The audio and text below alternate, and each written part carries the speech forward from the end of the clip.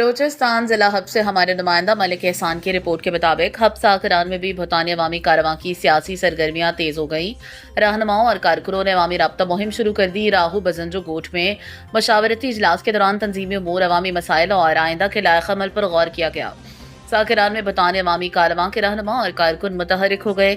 مختلف علاقوں میں عوامی رابطہ مہم اور کارنر میٹنگز کا سلسلہ شروع کر دیا گیا۔ سینئر سیاسی کارکن اصغر علی بزنجو کی جانب سے راہو بزنجو گوٹھ میں مشاورتی اجلاس منعقد کیا گیا، جس میں ساکران کے سینئر رہنماؤں اور کارکنان نے شرکت کی۔ اجلاس میں ساکران کی سیاسی صورتحال، تنظیمی امور، عوامی مسائل اور آئندہ کی حکمت عملی پر تفصیلی مشاورت کی گئی۔ مقررین نے کہا، بھوتانی عوامی کاررواں عوامی خدمت، علاقائی ترقی اور اجتماعی مفادات کے تحفظ کے لیے اپنی جدوجہد جاری رکھے گا۔